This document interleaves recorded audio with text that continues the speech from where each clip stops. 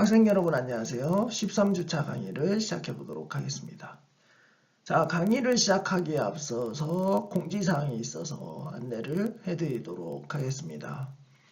자, 지금 이 수업을 듣고 있는 학생들 대부분이 2학년 2학기 학생들인 걸로 알고 있습니다. 지금 전자공학부 내에서는 2학년 2학기 학생들을 대상으로 두 가지의 교과과정 외에 어떤 활동을 할 수 있는 교육 트랙을 운영을 하고 있습니다.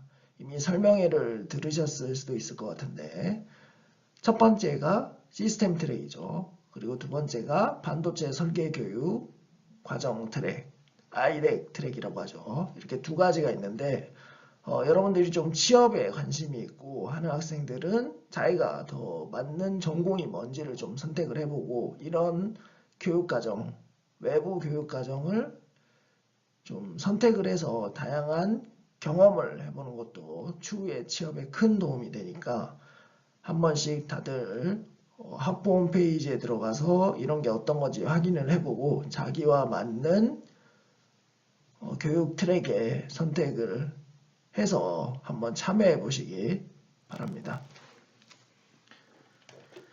자, 공지사항은 여기까지였고요. 그러면 강의를 시작해 보도록 하겠습니다.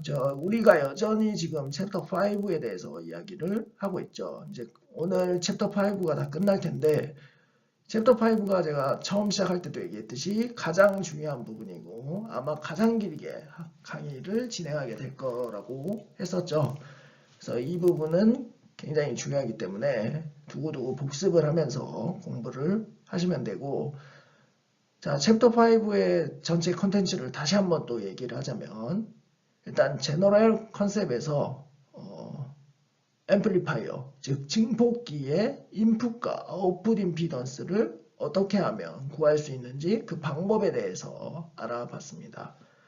그리고 나서 바이어스 회로에 대해서 학습을 했죠. 바이어스 회로가 왜 중요한지 그리고 BJT가 증폭기로 동작을 하기 위해서는 포워드 액티브 영역에서 무조건 동작을 해야 된다. 그래서 이 영역에서 동작할 수 있도록 만들어주는 바이오 회로를 설계하는 게 중요하다라는 얘기를 했고요.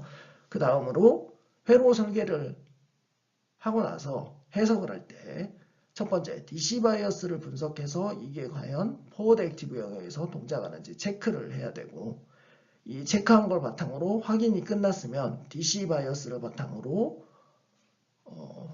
스몰 시그널, 즉 AC 분석을 위한 파라미터들을 계산을 해야 된다고 했죠. 알파이라든지 GM 같은 파라미터를 계산을 해야 된다고 했고 그리고 나서 소신호 해석을 통해서 게인을 추출하는 방법이 있다고 했습니다.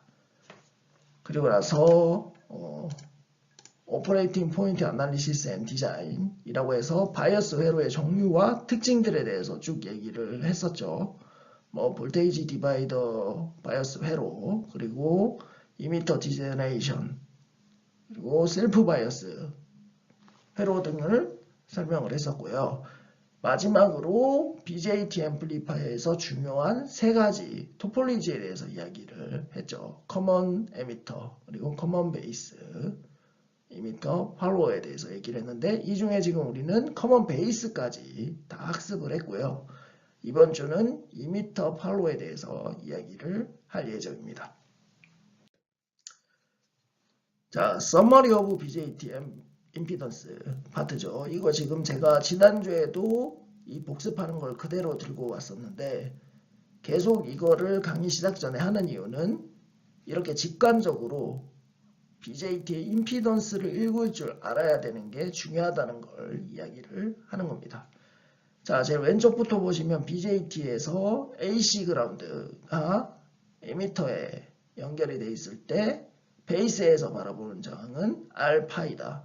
그리고 컬렉터에서 바라보는 저항은 RO죠. 이 RO는 얼리 이펙트를 나타내는 저항이고 그래서 요 RO라는 걸 기억을 하시면 되겠고 그 다음으로 RO가 무한대, 즉 얼리 이펙트가 무한대일 때를 얘기를 하는 거죠. 이럴 경우에 베이스에서 바라본 BJT의 저항은 GM분의 1이다. 그래서 이렇게 직관적으로 저항을 읽는 법을 꼭 기억을 하시기 바랍니다. 자, 우리가 커먼 에미터, 커먼 베이스 앰플리파이어 해로 해석을 할 때 스몰 시그널 아나리시스를 통해서 굉장히 복잡하게 해석을 할 수도 있었지만 그게 아니라 직관적으로 해석하는 방법에 대해서 학습을 했었죠. 어느 단자에서 바라보냐에 따라서 이 저항 성분이 베타 플러스 1이 곱해질 때가 있고 나눠질 때가 있고 이런 것들이 있었습니다. 그래서 그런 것들을 좀 기억을 하시고 그리고 잘 생각해 보면 개인도 2m에서 바라본 저항 성분분의 컬렉터에서 바라본 저항 성분 이렇게 표시가 됐었습니다. 그래서 이 저항 파라미터 즉 임피던스 파라미터들을 각각 노드에서 바라봤을 때 어떻게 보이는지 직관적으로 알고 있는 게 굉장히 중요합니다. 그래서 이걸 기억을 꼭 하시고 이번 주에 배우는 팔로우 이미터를 배우고 나서도 거기서 바라보는 저항을 바탕으로 임피던스도 구할 수 있고 게인도 구할 수 있게 되는 겁니다. 자, 그래 이거를 꼭 기억을 하시고 강의를 시작을 해보도록 하겠습니다. 자, 우리가 마지막으로 배우게 될 BJT 앰플리파이어 에미터 팔로우죠. 다른 말로는 커먼 컬렉터 앰플리파이어입니다. 즉, 이 말은 컬렉터 부분이 AC 시그널일 때 공통으로 그라운드로 활용이 된다는 얘기가 되겠고요. 보시면 인풋 시그널은 베이스로 들어가고 있죠. 그리고 아웃풋 시그널은 이미터로 나오고 있습니다. 그래서 이게 가장 큰 특징이다 라고 생각을 하시면 되겠고요. 자, 2m 팔로워 코어에 대해서 이야기를 해보겠습니다. 여기 왼쪽에 2m 팔로워 코어가 있죠. 자, 이 상태에서 V 인풋 단자의 전압이 델타 V인만큼 증가를 한다고 생각을 해보죠. 그러면 어떻게 되나요? 컬렉터 전류도 델타 I C만큼 증가를 하겠죠.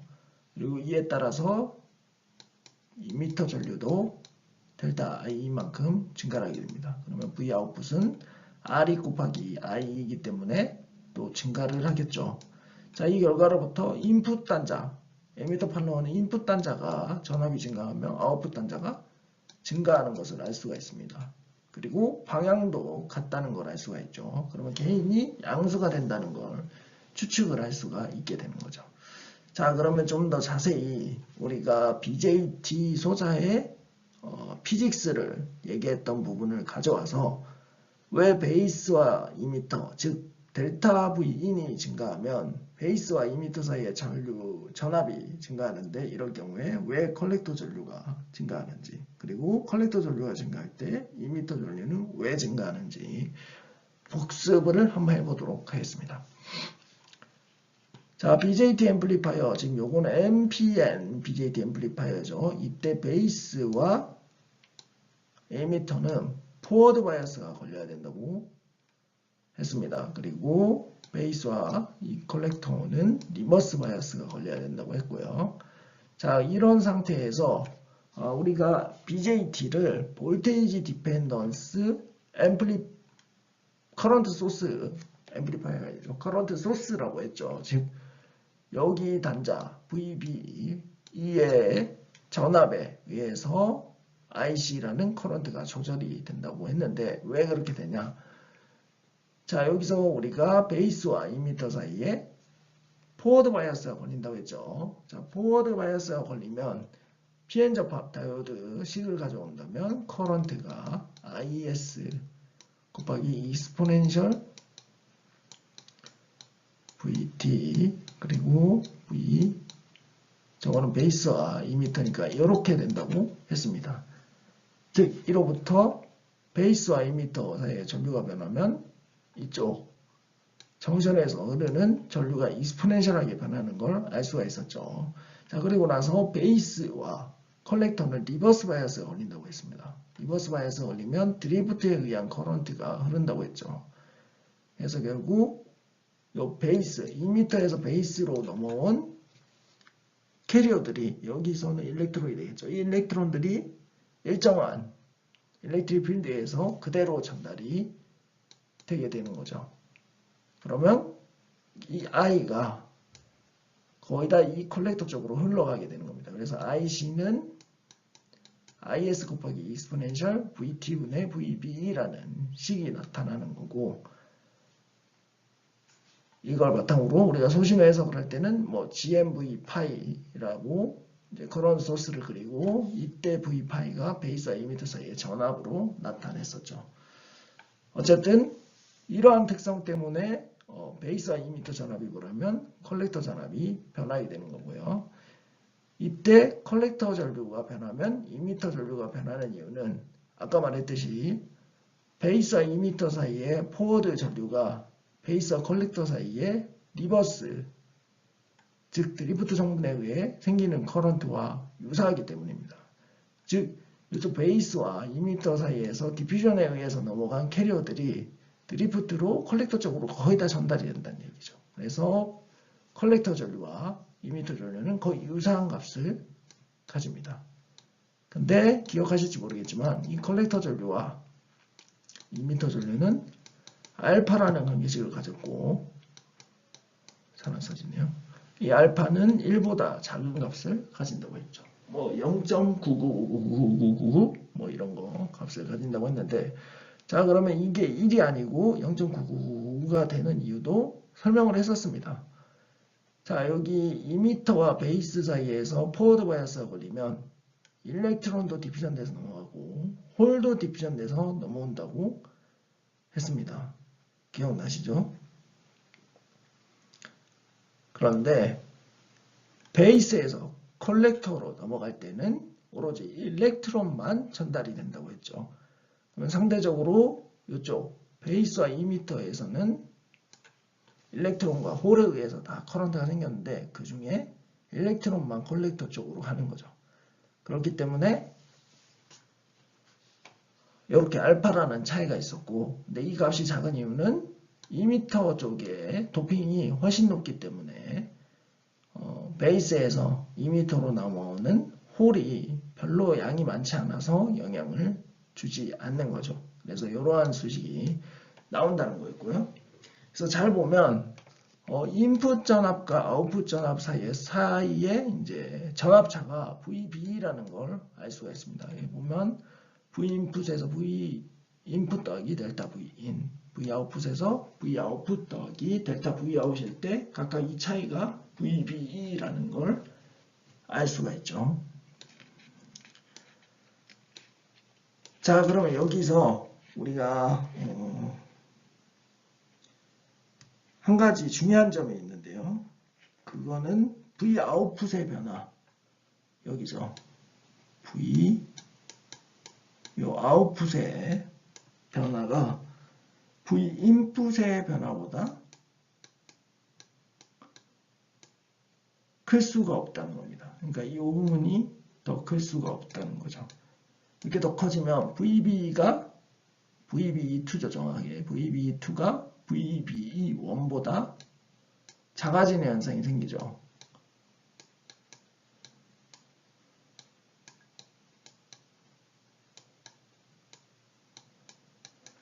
자, 그러면 어떻게 될까요? 아웃풋 단자에 흐르는 전류가 줄어듭니다. 여기 전류가 줄어들죠. 줄어들면 Vout풋도 줄어듭니다. 그럼 아까 앞에서 했던 가정과 맞지가 않게 되는 거죠. 그럼 결론적으로 Vout풋의 변화가 V인풋의 변화보다는 클 수 없다는 얘기가 되게 되는 거죠. 이 말은 이미터 폴로의 전압 이득이 1보다 작은 값을 가져야 된다는 걸 의미를 하게 됩니다. 무슨 말인지 아셨나요? 왜냐하면 VB2가 VB1보다 항상 작아야 되니까 이게 지금 같거나 아니면 작아야 돼서 개인이 1보다 작아야 된다는 걸 알 수가 있죠. 이상적일 때는 1인 값을 가지게 되겠죠. 그러면 이 개인이 1인 앰플리파이어가 왜 필요할까? 그런 의문이 들겠죠. 그 의문은 우리가 인풋 임피던스와 아웃풋 임피던스 성분을 살펴보고 다시 얘기를 해보도록 하겠습니다. 자, 그래서 일반적으로 이미터 팔로우를 유닛 게인 이미터 팔로우라고 합니다. 여기 보면 정의가 있죠. 얼리 이펙트가 무시될 때, 즉 VA가 무한대일 때 게인이 1이라고 생각을 하면 됩니다.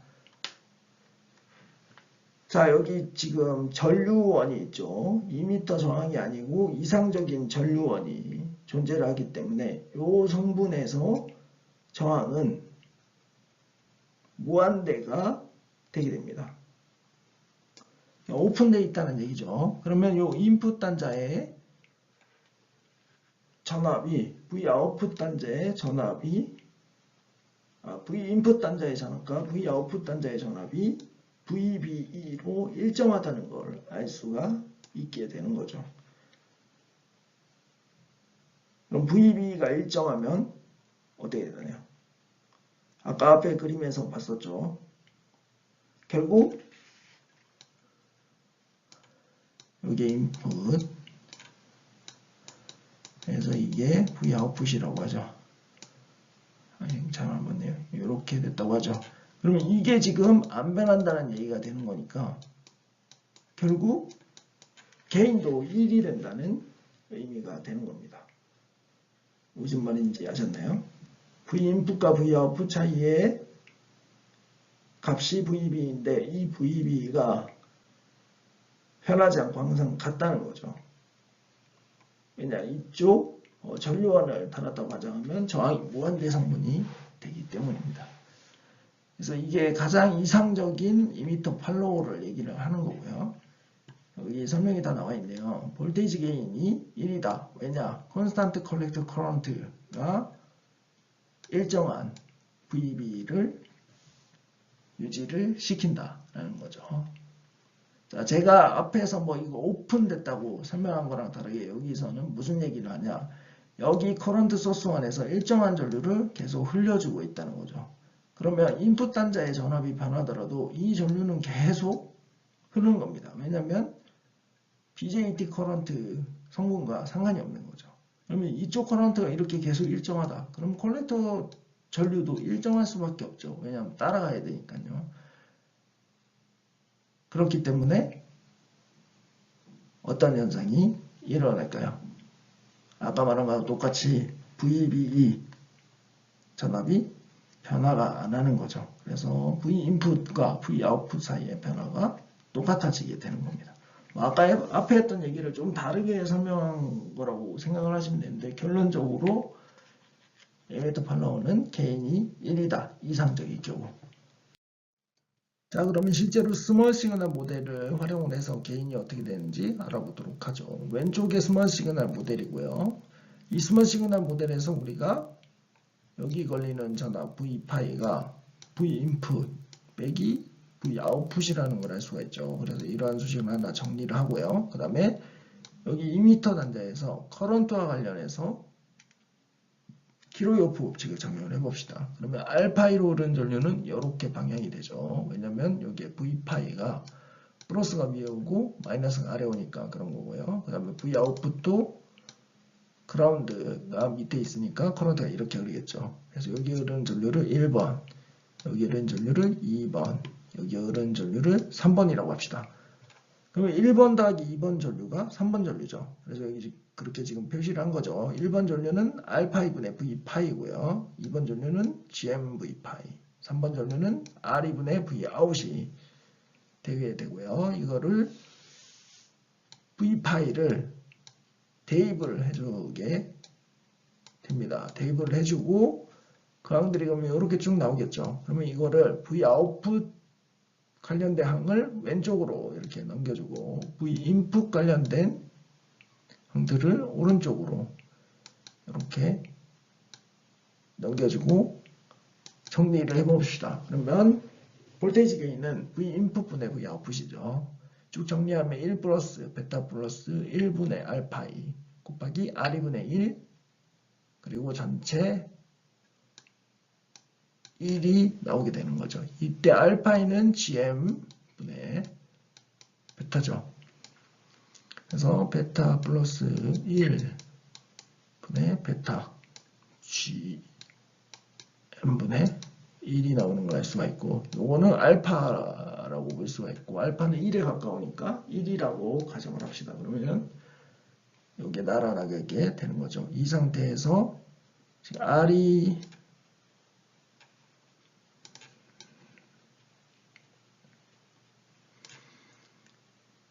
자, 1 플러스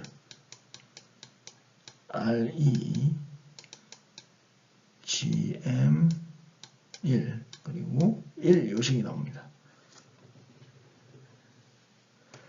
자, 이 상태에서 RE를 분모와 분자에 각각 곱해주죠. 그럼 이러한 수식이 나오는 것을 알 수가 있죠. 자, 이때 우리가 알 수 있는 사항은 뭔가요? 2m 팔로워의 개인이 1보다 작은 값을 가진다는 걸 알 수 있죠. 왜냐하면 여기 GM분의 1이라는 파라미터가 들어가 있으니까.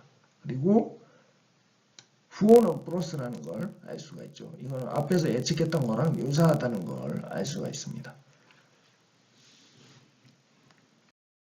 자, 그러면 볼테이지 디바이더로서 에미터 팔로워에 대해서 알아보도록 하겠습니다.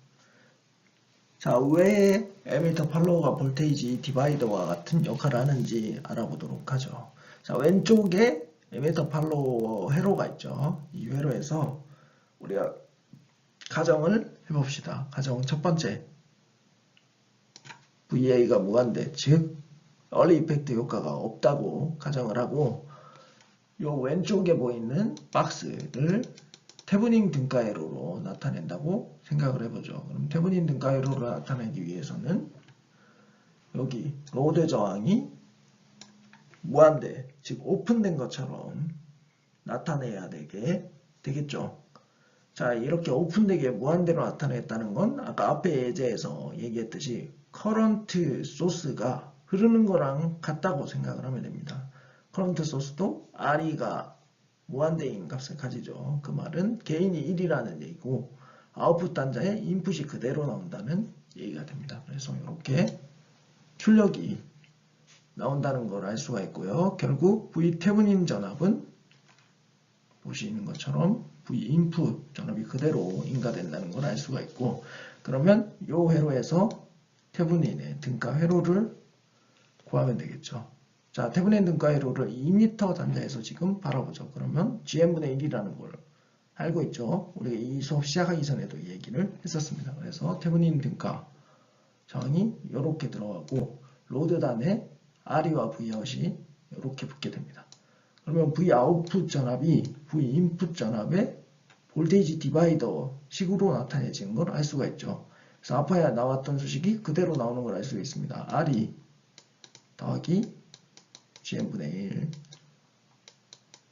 분의 RE가 된다는 걸 알 수가 있죠. 이게 V 아웃풋이죠. 여기에 V인이 곱해지고, 즉 볼테이지 디바이더로서 에미터 팔로워가 동작하는 걸 알 수가 있죠. 앞으로 해석할 때 이렇게 변환해줘서 읽으면 해석을 해주면 되겠죠. 자, 그러면 여기에 소스 레지스턴스가 달려있다고 해봅시다. 여기 인풋 전압원 사이에 RS가 있을 때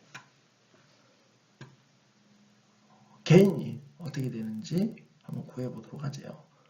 여기에서 여전히 가정하는 건 얼리 볼테이지가 무한대, 즉 얼리 효과가 없다는 겁니다. 그러고 나서 여기 로드단 앞에 거를 테브닌 등가회로로 만든다고 가정을 해보죠. 그러면 여전히 RE가 무한대가 돼서 V 아웃풋이 V 인풋이 그대로 나오죠. 그래서 여기에 테브닌 등가 전압은 이렇게 V인이 되는 겁니다. 그리고 나서 이 노드에서 읽어지는 저항을 등가회로 R테브닌으로 표현을 하면 된다고 했죠.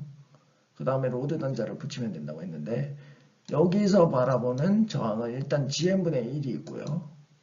그리고 RS 성분이 있네요. RS 성분이 있는데 2m에서 바라본다. 그러면 베타 플러스 1만큼 나눠진다는 걸 이전에 커먼 이미터, 커먼 베이스 수업을 하면서 했었습니다. 로드 저항을 로드 저항이 아니죠. 저항을 읽을 때요. 2m 전자에서 바라보는 저항. 그러면 이와 같은 식이 저항으로 나타나게 되는 거죠. 이게 지금 직렬로 연결되어 있으니까 이게 R 테브닌이 되는 거고 요 등가이로를 바탕으로 우리가 게인을 구할 수 있게 되는 겁니다. 결국 볼테이지 디바이더니까 전체 저항 성분 분의 이쪽 로드단 저항이 되겠죠. 분자가요.